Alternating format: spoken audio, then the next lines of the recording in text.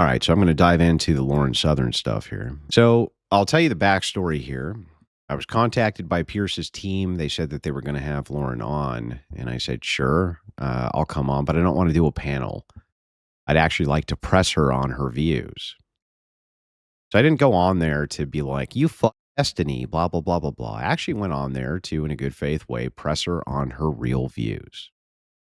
I don't want to give her an avenue for escape from her views by just being like, well, all he did was say, all Andrew did was talk about how, I'm a fuck. I did all this shit with I didn't want her to be able to do that. I wanted to press her on her actual views and show that they were meritless. They don't have any merit, that these things are actually based around, poor choices that she's made rather than a general media experience that people have.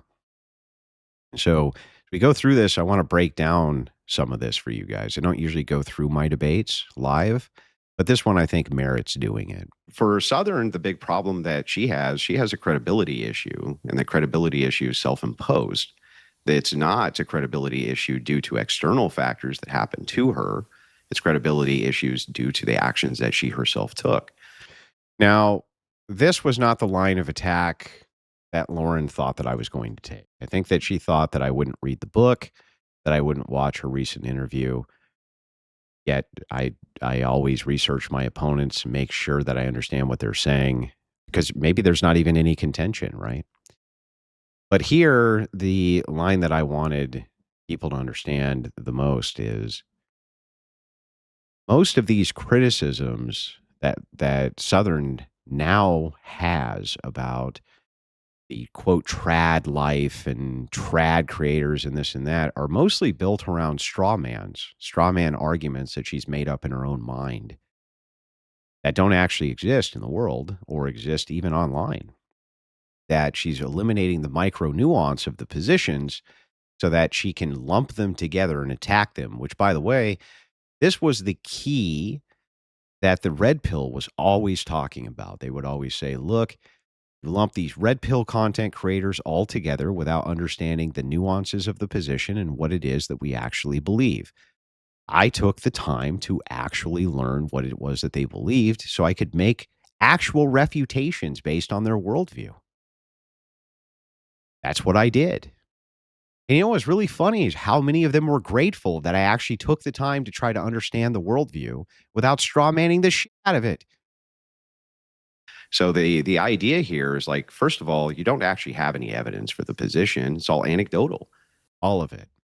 Read through what Lauren Southern says. Most of her entire criticism towards what she considers to be the trad movement online, which, by the way, is interesting because she basically just considers traditionalism to be a monogamous marriage, I guess.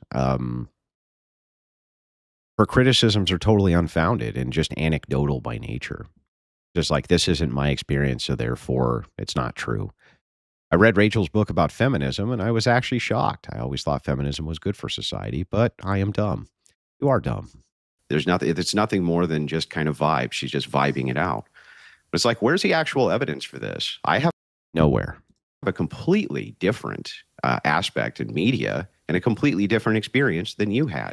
But I also wasn't doing all the drugs. I wasn't having all the sex. I wasn't doing all that shit. And so it's like, that's definitely gonna mesh out a totally different experience for you than it would for me. So why should we believe? I guess my position reduced is, I don't think that the right pushed you out because you weren't good enough.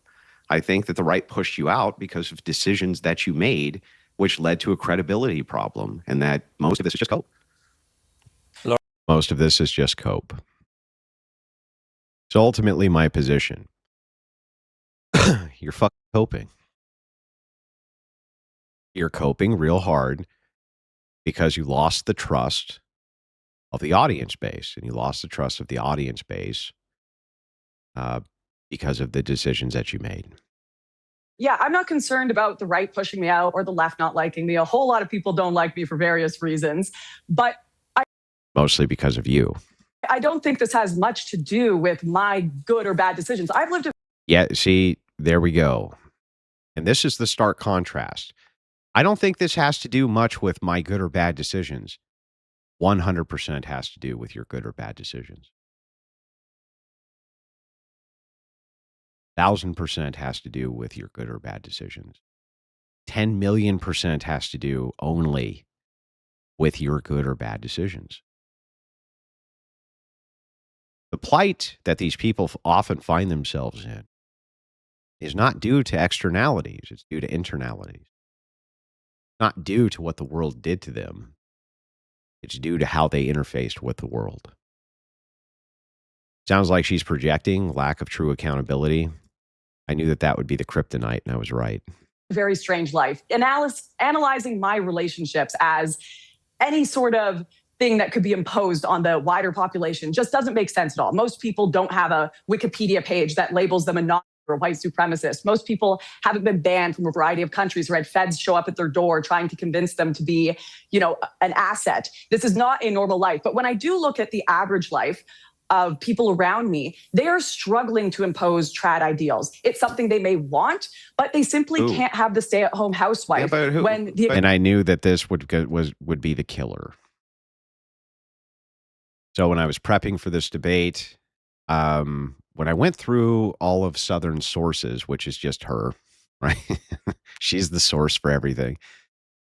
I realized something that was really important, and that was that Southern doesn't actually tell you who all of these quote people are who are pushing all of these various things. And I thought that that was suspiciously strange.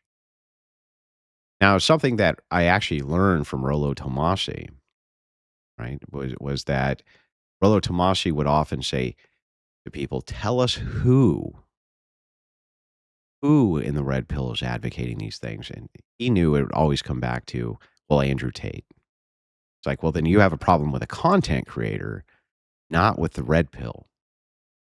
My tack was always with Rollo and the red pillars was like, no, I do understand your position. I'm not straw manning it. I'm not saying, hey, this guy over here advocates for this, and so that's your entire view. This is your view. I understand your view, and I'm going to destroy it on its merit. But I always thought that that was a good tactic from Rollo to point that out. Hey, do you want to tell me who these actual people are? And Lauren struggles with this. She has a struggle session the entire time trying to tell me who these traditionalists are who want this throwback 1950s society that she's made up in her head rather than a Christian ethical purview for how to live life through an ethical lens. Economy is the way it is. Just let me finish, Andrew.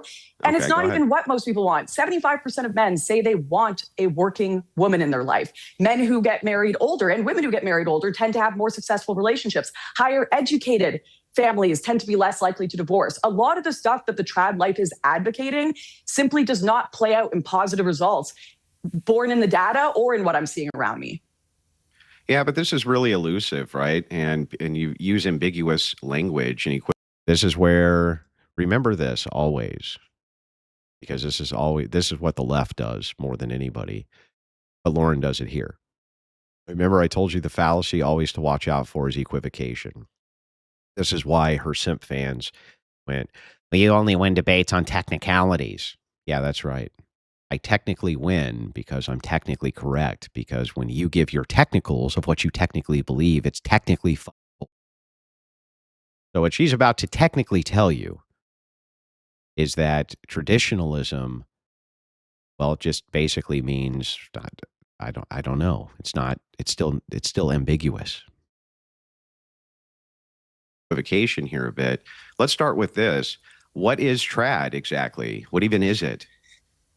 Yeah, I mean, I think that's a great question. If you look at the online world, I think it's this assumption that you have the man go to work, you have the woman stay home, she's having the children. You get married very young, you stay a virgin until marriage, you don't go to university, you kind of go into the trade. Certainly women don't get educated. There's just this idea that we go back to the 50s, which I think is. And there we go. The idea is we go back to the 50s. So what Southern's doing is she's conflating an ethical view, which is the Christian view. And she's conflating it with some kind of bizarre political view that she's completely made up in her head, completely made it up in her mind, and strawmans her. She strawmans the entirety of what's being postulated from the Christian ethical perspective. That's it. And so I want to know from her who specifically are making these advocations this way. And she doesn't have any answers for me except Andrew Tate and Myron Gaines. And then she says something about the redheaded libertarian and the 19th Amendment, which has no bearing on anything. Yeah, I don't It's think just so. I don't. fantasy. It's Who's fantasy. advocating? Well, tell me who's advocating for these things, because that's not the advocation that I ever see when it comes from traditionalists.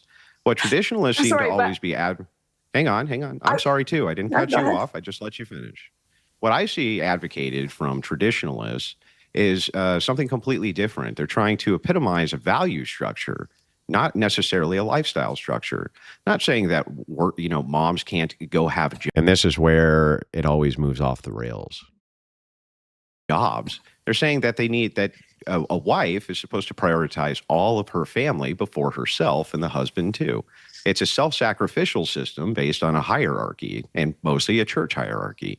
Those are the advocations of the values that I see, not a go back to the nuclear family 1950s. We've been past that for an awful long time. So I don't actually even know, like, who are these people that you're referencing here specifically? Specifically, who are these people that you're referencing here who are telling you something, who are telling you that this isn't an ethical system which is being promoted? That we're not talking about the idea of sacrifice first for family. The idea is that a woman needs to prioritize her children and husband above herself. And so does the man, by the way. But part of that hierarchy which exists in a form of submission from the wife and self-sacrifice from the man.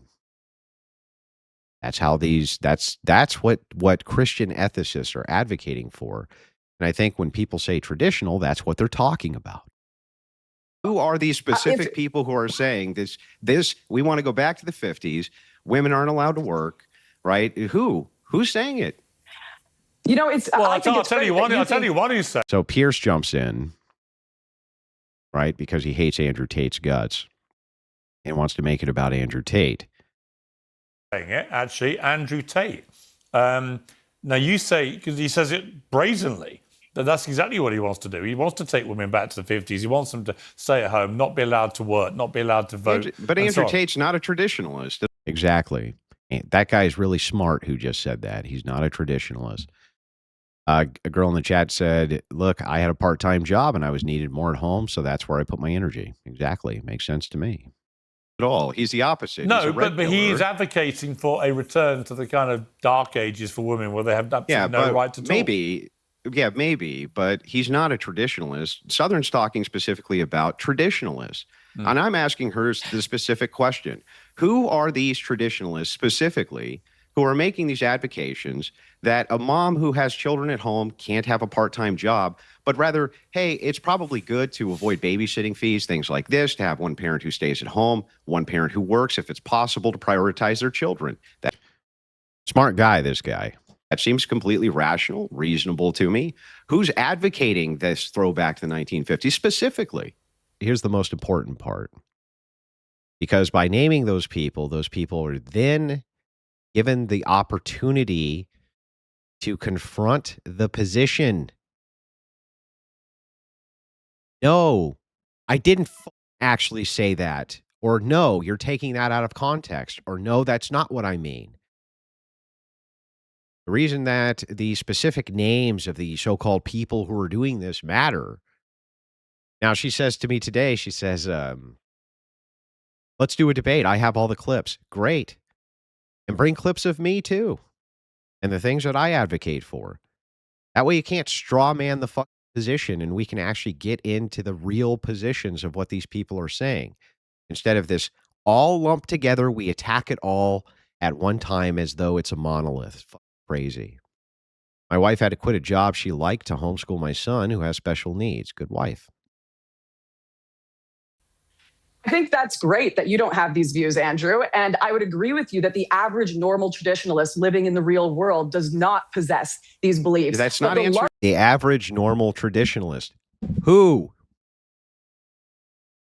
LARPers online, I'm about to answer your question. As Piers noted, the LARPers online, like Andrew Tate, the people who are posting Norman Rockwell photos and saying base. He's not. He's LARPing, as I've been LARPing. No, they're not LARPing as traditionalists. Andrew Tate's not LARPing as a traditionalist. These people, again, a great conflation. It is true that Andrew Tate thinks that there's something traditional with masculinity and that there's maybe female nature and things like this.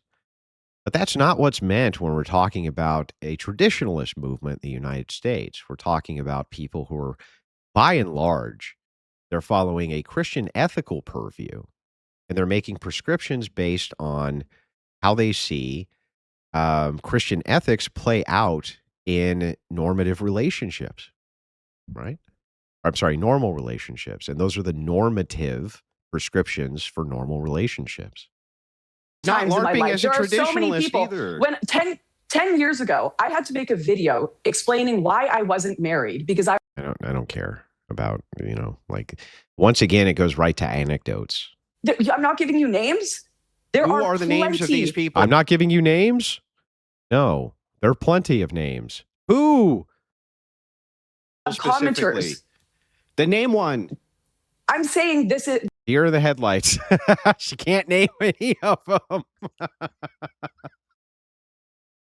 Deer in the headlights. You can't name a single one. Most wallets still plug into the same system we were trying to escape in the first place. And that's why Rumble built Rumble Wallet. It's a self-custodial wallet that lives inside an ecosystem that actually defends free speech and financial freedom. No bank holding your balance, not even Rumble can touch your funds. This is your money, on your keys, on your terms. So if you're serious about sovereignty, financial and digital, this is where you level up. Go to wallet.rumble.com or search Rumble Wallet in your app store, download it, back up your recovery phrase, and move your money where it belongs, in your hands. I'm saying they're LARPers. Yeah, just totally. Look at her. Watch as she has this realization. They, them, those people over there, these, right? But she can't actually tell us who these people are. Look. Because I was a part of this right-wing community, and not all of it's bad, but there's a lot of LARPers.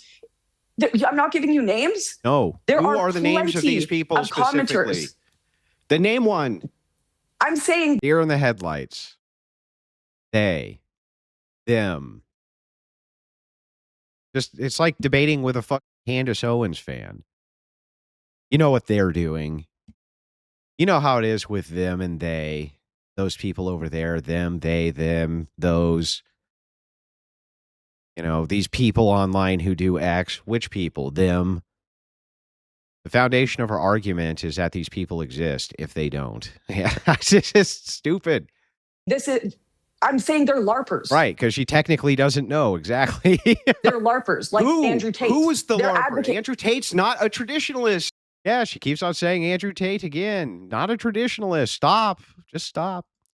Who are the traditionalists specifically who are advocating these things? I think you built an entire You don't think there's anyone? You see, and then the burden now shifts to me. This is very classic in debate. Now it's burden shifting. Now we get to the burden shift. So you don't think that what the fuck does that have to do with your position, lady? And you don't think there's anyone online that's advocating? Name them. Okay. When I grew up, I listened to Prager University, which said you shouldn't go to university. You shouldn't. You should get married younger. You shouldn't bother getting educated. These are all. I just said Prager University. Prager University said that. Well, Prager University isn't a person. So what person says that? Videos that I watched when I was younger in the right-wing sphere. University? Yes, who in Prager University? And her answer here is just baffling. Who? Dennis Prager himself. No. Dennis Prager himself has great in-depth videos about a prioritization of family over education. In some instances, that's true. He discusses distinctions in economic models and various things like this, but she's completely wrong about his overarching advocations. Totally made the whole thing up. Dennis Prager himself did not make an advocation to go back to the 1950s. He most certainly did not. He was confronting problems in modernity and expressing from the looking at the past, the distinctions and why things got messed up. Ridiculous. The idea that there isn't a general sentiment that you shouldn't go to university. And now we're back to a general sentiment. There's a general sentiment. You should have a button of an owl going, whoo, when you pin them in a corner. True. That you should get married young, that women should be at home having babies. On the right, it's just the most absurd thing I've ever seen. You can look at like the redheaded libertarian and all these. Right. Then name the people. And why I want the people named, she's not probably wrong. There probably are some people who make these advocations that say, like, for instance, I'll make an advocation that women probably shouldn't sacrifice their best childbearing years if they're prioritizing family for university. That makes sense to me.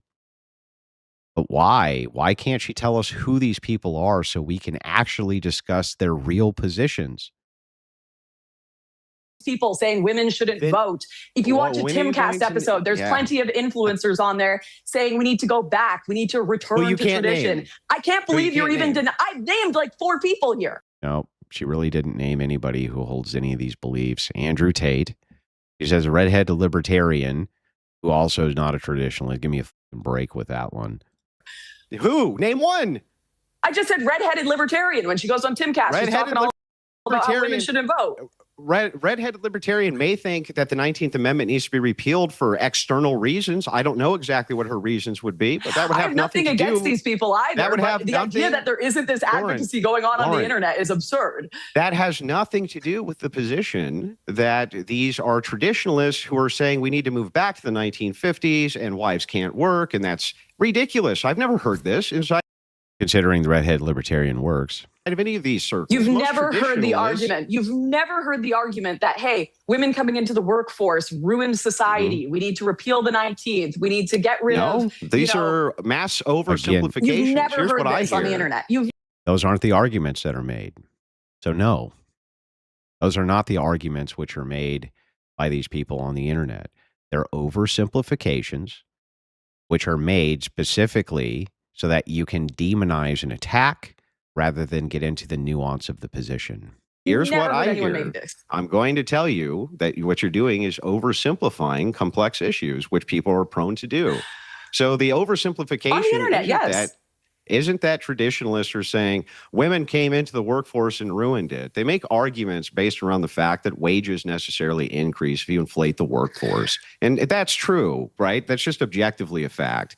And so they point this out and point out that if there's a reduction in the workforce, people have much better ways to collectively bargain. Even Democrats used to know that that was true, right? What you're doing is you're oversimplifying it by completely building a straw man around what you consider traditionalism to be, and then you attack that. But when I ask you to specifically name the people who are creating these advocations in your overly simplistic way, you can't because there aren't any. Okay.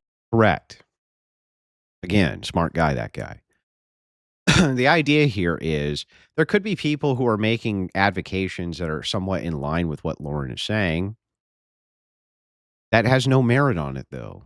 You can't take the entirety of positions, oversimplify them, attack them, and then pretend that this is look at this phenomenon that's going on. It's like, that's not the phenomenon that's going on. You're full of shit. You're straw manning all of them, which is why you won't name any of them. Name these people. Let them actually advocate for these positions, and let's see how yours is so fucking different from theirs. The young men, right? And I think it's an incredibly unhealthy influence that they wield. And, Lauren says in her book, I believe change is possible. I believe in redemption for Andrew Tate, but understanding why people do what they do and hoping for their greatest spiritual. Unfortunately, in order for many of these debate opponents to defend their positions, they must first have positions, right?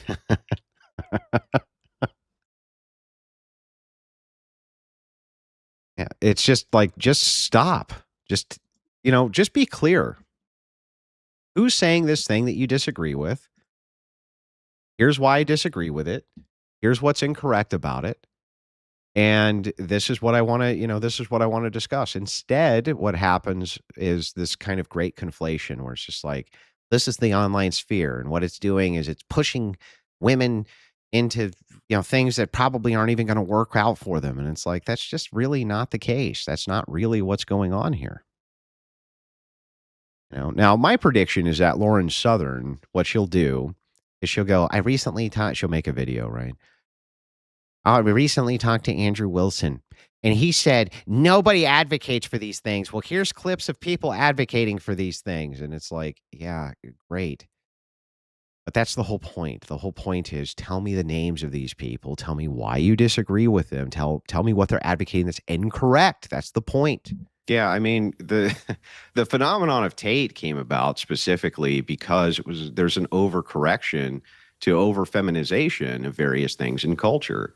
And Tate was one of the guys who came out and was like, no, all things masculine are actually good and this kind of thing. Now, I don't have any large advocation for Tate's message. I believe much of it is degenerate, and I've said so publicly.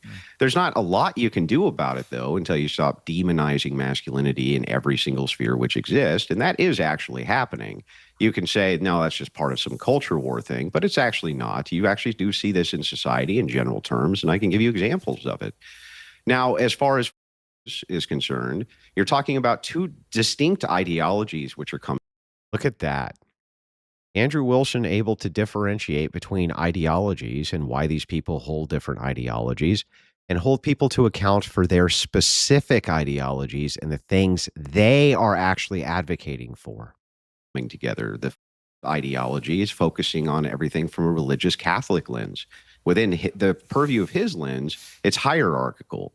And so it's not that women have less ontological values. That's just that within the hierarchy of family, the man's going to be the Christ head, and the woman who's the wife is going to be subservient to the Christ head. That's the way that it operates within his view. That's consistent with his view. Now, that's consistent with most Catholic views, in fact. Now, Lauren's right in the sense that when that's applied, it's very tough, but the church promises you that it's going to be.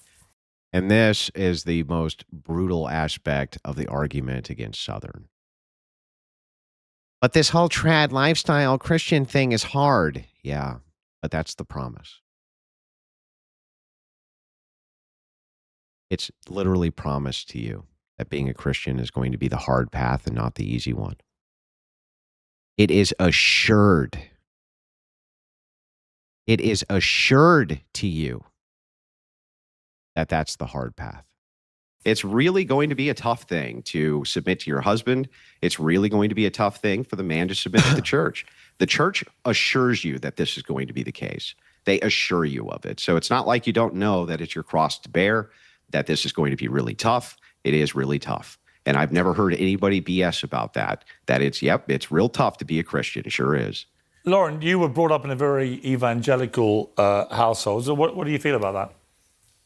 Yeah, I think in a lot of cases, young people like me who grew up evangelical tend to run from it because as soon as it's hit with the real world, a lot of our ideology falls apart since we were. No, it doesn't. And this is where the hard part comes in. And this makes my point for me better than anything else you could ever have said. When you're young and you grow up inside with these ideologies, and then they meet the real world, they collapse on themselves, and you realize that they're not applicable. No, it's the opposite. They're just really difficult. It's really difficult to stay the path. And most of us fall away from it. But you see, when this ideology reaches the world, it doesn't apply anymore. No, it applies even more. It's just that now you understand the difficulty aspect of it. Sheltered. We were sheltered from, oh my goodness, wait, you can lie, you can do these things. And no. See, like self-refuting argument. Wait, you can lie, you can do these things? No, you can't do those things. It's still not allowed. It's just that you do them anyway. You know right from wrong, and you do it anyway.